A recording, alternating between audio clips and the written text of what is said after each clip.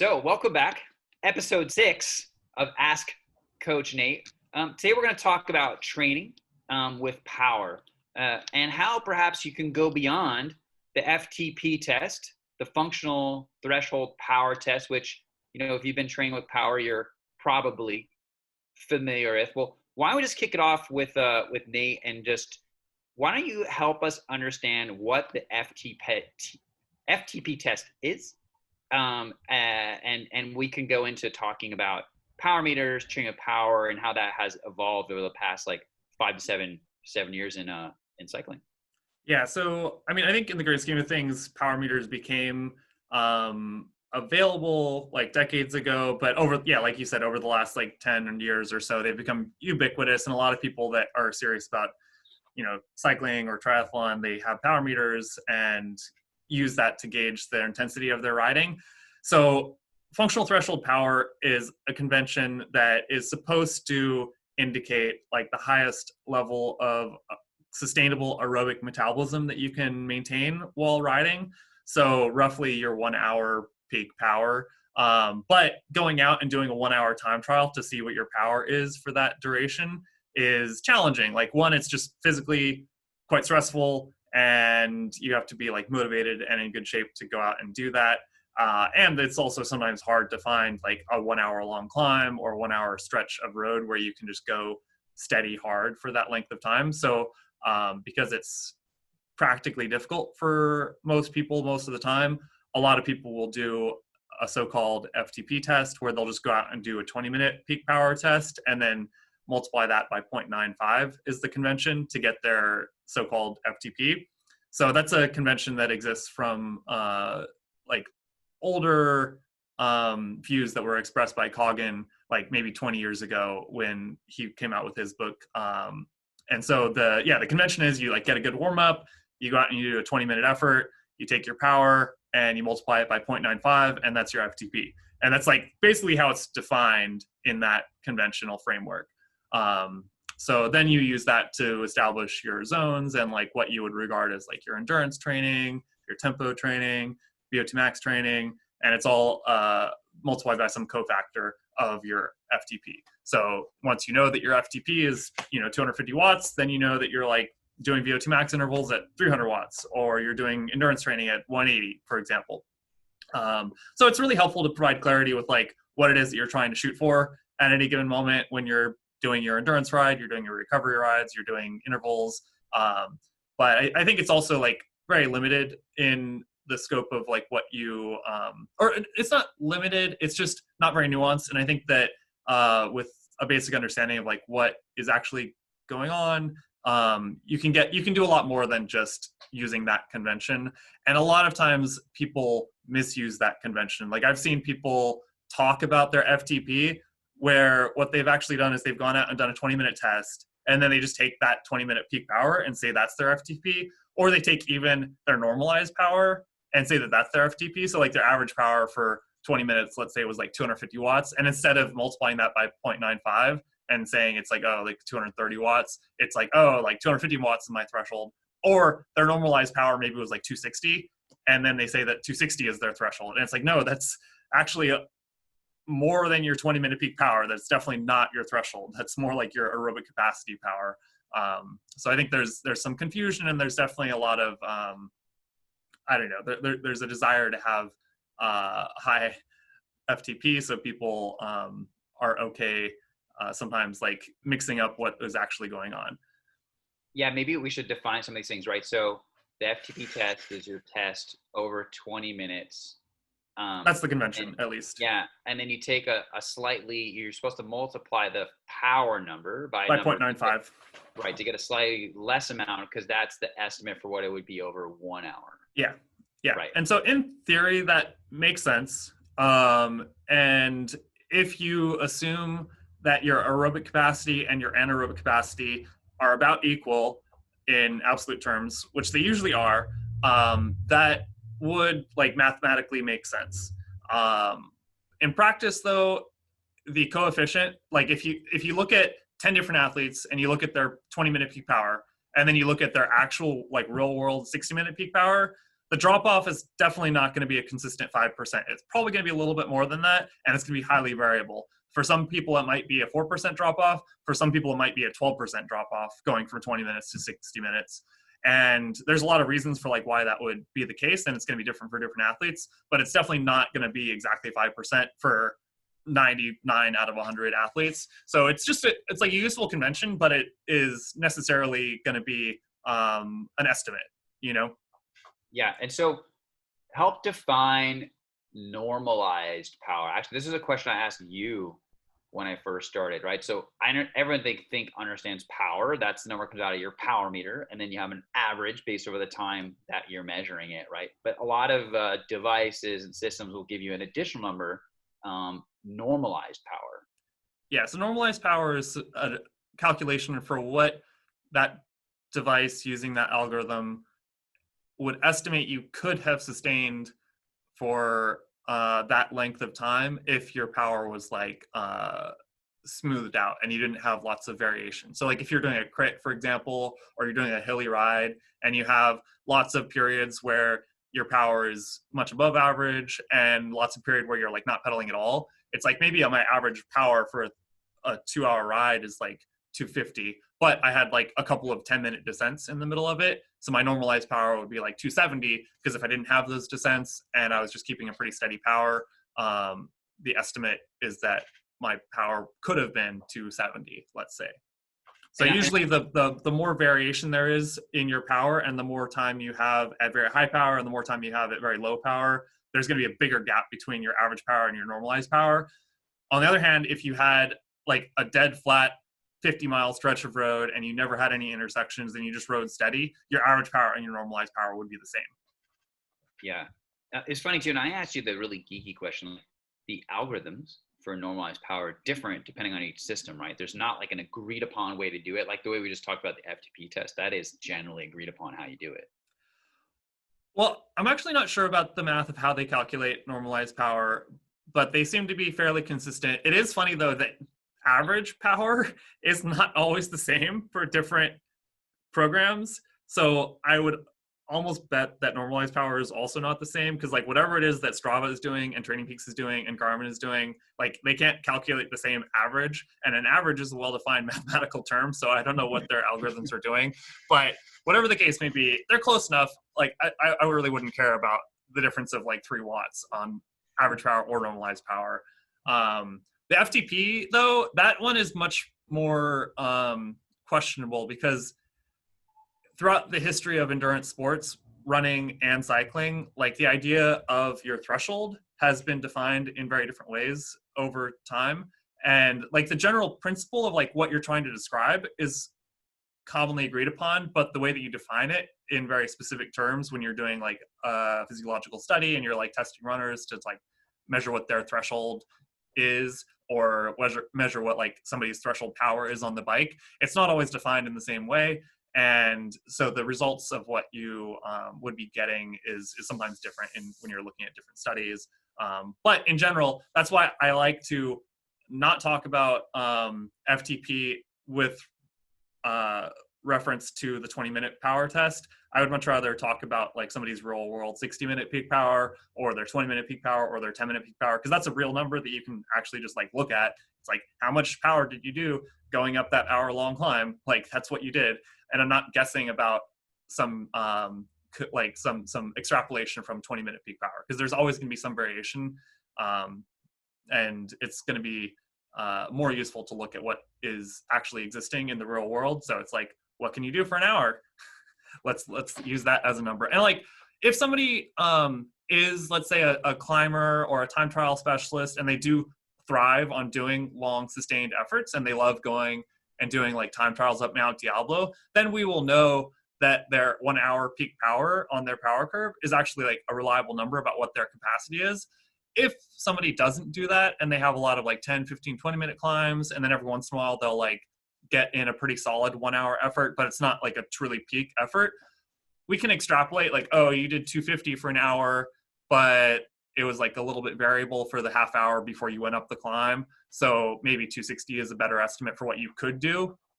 I would rather take that number and estimate with like a smaller level of extrapolation than being like, oh, what's your 20-minute peak power, and then tripling the duration. Like what your 40-minute peak power is more predictive of what your 60-minute peak power is than going from 20 to 60. So, what are the things that FTP doesn't capture? We talked a little about this earlier, right? That like, particularly in cycling, other things matter other than than your just power over a certain period of time, right? Like in criterium racing, like FTP, I don't think is a big factor actually. Yeah, I mean, in general, there is some correlation between FTP or threshold power or your 1 hour peak power and whatever racing results you would get. But if everyone was doing, 20-mile time trials or hill climbs that were long, then threshold power is like basically the only thing that would matter, because everything is just how much aerobic power can you do for like 30, 40, 60, 90 minutes. Great. FTP would be extremely predictive for that. But it doesn't capture necessarily what your aerobic capacity is. It doesn't capture what your anaerobic capacity is or your neuromuscular like force production. So your FTP won't have much correlation at all with like what your 5 or 10-second sprint power is, what your 1 minute power is, what your 5 or 10-minute power is. And a lot of times those are the things that decide the outcome of races.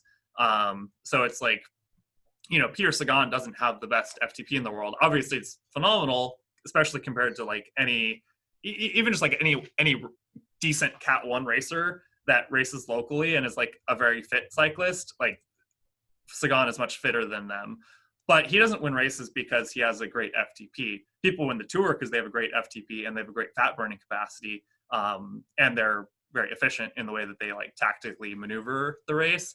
But Sagan is a great racer because he has great anaerobic capacity on top of that and good sprint power.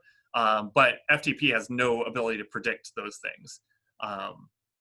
So you can imagine like an extreme version of the lack of correlation. You could look at like a bodybuilder or a gymnast who probably are aerobically fit because they're just really good athletes, but like their FTP in watts per kilo is not going to be very good. But their like sprint power and their like 1 minute power might be phenomenal. Like I'm sure it's way better than mine, but that doesn't mean they're going to win races. But they might be very good at crit riding, for example, if they just learned how to like ride a bike well. Yeah, like those are some great points, right? And you see that like in things like track cycling. They look really different than the people who race Grand Tours. Yeah. And so, who cares what Chris Hoy's like FTP is? He's going out for a 1 minute, like all out sprint, and like that would be very predictive of his ability to do well in crits also. And Chris Hoy isn't going out and doing 20-minute power tests all the time to like see what his FTP is because it's irrelevant to what his interests are. But in general, for longer events, like there is some correlation, and FTP is a good way of measuring aerobic fitness, or like more specifically, glycolytic aerobic fitness, so your ability to burn carbohydrate at a high rate. It won't correlate necessarily with your ability to burn fat at a high rate, and it won't necessarily correlate with your ability to burn carbohydrate and buffer anaerobic metabolites at a high rate. Those are different things. Yeah. So what do you recommend people do if they want to go beyond the FTP test, right? We've talked about its limitations and we understand like the value that it brings, right? So do you recommend like different types of testing or? Yeah. So one thing that is also, I think, embedded in the FTP testing convention that I really just hate is that a lot of times people, when they're like the very start of their training program, like they took October off, they just like maybe putzed around in November and they're like, oh, it's December, I'm like gonna get training and I'm like gonna start my training program. And then they'll start with an FTP test. It's like, why would you do that? Week after week, you're just going to keep getting fitter because you're starting from a baseline of very low fitness because you like took a month off, or because you've been like not training very hard. Maybe you're riding, but it's like not that intense. So it's like, why would you take an FTP test? Then it's going to be different in a week. It's going to be different in 3 weeks. It's going to be different in 2 months. Why don't you just focus on training and just assume that it's going to get better? But if you are like midway through a season and you're trying to see like how well you were prepared for targeting certain races, then it might make sense to do some peak power tests to like see where you're at for parts of your fitness that are relevant to your desired outcomes. But anyway, That's just a thing that I really dislike about the FTP testing convention, because it's like it's going to be changing, like it's a moving target. But I really like the idea of power profiling and being aware of what kind of neuromuscular power you have, what kind of anaerobic capacity you have, what kind of aerobic capacity you have, what kind of threshold fitness you have, and then depending on whether or not it's relevant, also like what kind of fat burning capacity you have. Excuse me. And the peak power that you have for like 10 seconds, give or take, is going to be indicative of what kind of neuromuscular power you can have. And just like, if you roll into a sprint with fresh legs because you like were soft pedaling and you're like going down a hill and then you just like unleash your maximal sprint, that's basically just testing how good your brain can fire motor units and engage muscles at a high level. And it doesn't require any like anaerobic capacity or aerobic capacity to do that. So that's like a very particular type of training and fitness that you could be measuring there. Your 1 to 2 minute peak power is going to be indicative of your anaerobic capacity, because if you're going all out for a minute, you're producing a lot of anaerobic load, and your ability to like buffer lactate and carbonic acid is something that's trainable. So if you train those systems, like you can get way better at your 1 minute power, for example, than if you just did aerobic work. Your like 5 to 10 minute peak power is indicative of what your aerobic capacity is. And then your like 20 to 60 minute peak power is going to be indicative of your threshold fitness. So kind of knowing roughly how you stack up in each of those areas can be very useful. So one thing that I really do like from Coggin is that he has his like peak power chart where he has like sprint power, aerobic capacity power, threshold power, and you can kind of graph like, oh, like, are you a really good sprinter and like mediocre at longer distances or durations, or are you like a terrible sprinter like I am, but your aerobic fitness is very good? Then you might have a better handle on like what kind of racing you might be good at, or what your current training status is, because maybe you've been doing a lot of aerobic conditioning and you're just stronger in those areas because you haven't been working on your sprint, for example. Or if your training is pretty well-rounded and you do in fact work on your sprint and your anaerobic capacity and your high-end aerobic fitness, and you see that with balanced training, your capacity for different types of efforts is has a certain power profile, then you kind of know more what is intrinsic to your physiology and like whether or not you're more of a slow twitch dominant athlete or you're like more of a sprinter or somewhere in between. And then you can think about like how to cater your training to be more specific to what kind of person you are, like what your body is like, as opposed to just taking arbitrary advice to go out and do like 10-minute threshold intervals because that's what some training plan said. Because like for somebody, you know, the best threshold fitness training might be 20 or 30-minute efforts just below threshold. For somebody else, it might be like 10-minute above threshold intervals, for example, to have the same desired outcome. Yeah. So of course, like it's always really important to understand what your goal is, right? And connect your training to that. So if FTP isn't necessarily going to get you closer to your goal, there's no need to focus Specifically on that. Yeah. It's like FTP is all about threshold fitness. So it's like if you're a crit racer, if you're operating below your FTP, like if your FTP is 300 and somebody else's is 280 and you have the same sprint, the athlete with the better FTP is going to be more comfortable going into the last lap of the crit and probably have more in reserve to sprint.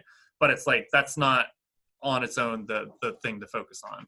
Yeah. I had good 5-minute power. And so I liked crits. Like I'm just terrible at like hill climbing. I don't have the power to weight that other people have, right? And so yeah, for me, like FTP didn't seem to be all that valuable in terms of like understanding how to win a 45-minute criterium, right? Because you don't ride at full gas for 45 minutes. It ebbs and flows, and it's up and it's down, and you've got to have what it takes to, you know, be in the right position when you got about 5 laps to go, right? I think that's like the obvious secret to that. Help us understand how you think heart rate plays into all of this, right? I remember when I first got started, power meters weren't quite as popular. There was like a lactate threshold test that you did. I even want to say that it was 18 minutes. I don't know why. It wasn't 20 minutes. I remember that. It had a similar type of outcome as threshold, but how would you incorporate, a heart rate meter into all of this? Yeah. So I mean, heart rate monitors are nice because they're cheap and you can use them for any sport. Obviously, your heart rate in running might be a little different than cycling or what have you. But in general, heart rate is specifically measuring the like aerobic load of what you're doing. And so if you're doing like a brief anaerobic effort, your heart rate will respond to that, but it's not like you're going to sustain this above threshold heart rate for indefinite periods of time. So it's like there is a disconnect between power and heart rate a little bit. Power is much more like variable and responsive to what you're doing at that moment. Heart rate lags behind and kind of averages out, but it's really helpful because it can provide good insight into what kind of aerobic fitness you're getting. And a lot of times, like for let's say an endurance ride in the winter, where maybe I'm trying to do some like tempo efforts and some good aerobic work, I'll often focus as much on heart rate as I do on power because I know like roughly what kind of power I'm going to do. But I don't mind if my power fluctuates going up some switchbacks on a climb.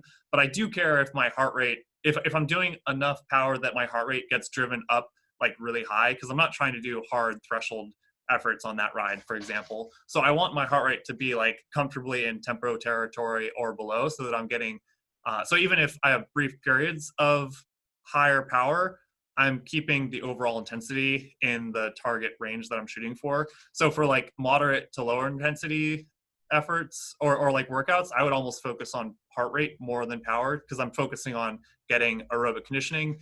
And like if your power drops off because you're going down a descent, your heart rate's going to drop off. And I would try to avoid that. Like if I'm thinking about doing a good aerobic endurance ride, I want to keep my heart rate elevated above a certain baseline, regardless of what my power is. And I want to keep it from skyrocketing above, threshold territory, for example. So a lot of times it can be a useful tool for targeting certain intensities if you're focusing on aerobic conditioning in addition to power. But probably like long-term tracking, it's nice to see that you at a given power, your heart rate is coming down. So that over the course of your winter, for example, maybe on your long ride, you're doing the same average power in March as you were in December, but your heart rate is like 5 or 10 beats lower. And that's going to be a great sign that you have increasing aerobic conditioning. And if you're training a little bit by heart rate, you might see that at the same approximate heart rate, your power is like 10 or 20 watts higher, let's say in March than it is in December. And usually heart rate and perceived effort and like the fatigue that you're going to experience during a ride is going to be similar. So like I might do a long ride, an average 120 heart rate for a ride, whether it's December or it's June, but I might be doing more power and I might be doing more efforts in June than I am in January or February. And it's going to be because I'm fitter, like I'm aerobically fitter. And so that's going to be a good indicator that things are going well in training and that work is paying off that I've been doing. One thing that I would add to that I think is very useful and not frequently discussed is that if you see a very quick change in the ratio of power to heart rate and you see that your heart rate is not coming up relative to the power you're doing, but your power is coming pretty easily, sometimes that can be an indicator that you're tired, but you're not yet overtraining. So sometimes if you do like a big weekend or like it's a holiday weekend, let's say, and you have like 3 or 4 days and you're doing like more miles, by Sunday you might be going out and you might still feel decent because you're well fueled and you had like, a really solid night's sleep. And you might be doing like threshold power up a climb, but your heart rate is like 5 beats lower than normal or 8 beats lower than normal even. If you can do the power and you can line up some recovery after that ride, go ahead and go for it. But the fact that your heart rate is not coming up very much is generally an indicator that you're a little bit tired and your nervous system is not as responsive to the intensity that you're doing, and that your body is like a little bit stressed that you want to make sure you're getting good recovery. And if you keep digging in training at that time, you'll probably end up feeling pretty tired and a little bit overtrained in a week or two if you just keep doubling down on your training. Yeah, I've done some things like that. Like did a big ride and then did some racing the next day. It was interesting. I tried it out as an experiment. I don't typically recommend it. I think that's the classic hole that people dig in training is they get into it and they just keep training and training and they don't like the results, so then they train Yeah. even more. And I think with the compulsive type of people who get really into bicycle training, like that's something to look out for. With that said, like I think you're right that sometimes pushing yourself is the right thing to do. Like do some hard riding, do some like crazy multi-day racing, right? I mean, that's what the, pros do. They race like 30 days in a row, and all of them have the same experience with like heart rate can't get down, heart rate can't get up, right? Because that just shows that your body is fatigued.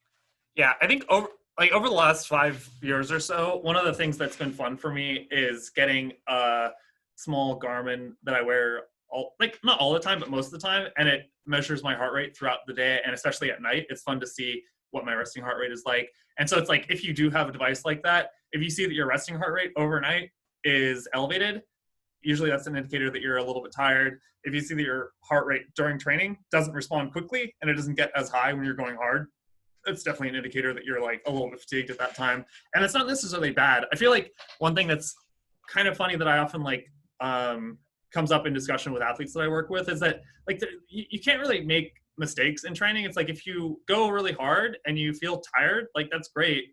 If you do multiple days back to back and you feel really tired at the end of it, like you can just recover afterwards. And then you have that extra data of knowing like what it feels like to go hard or go long 2 or 3 or 4 days in a row.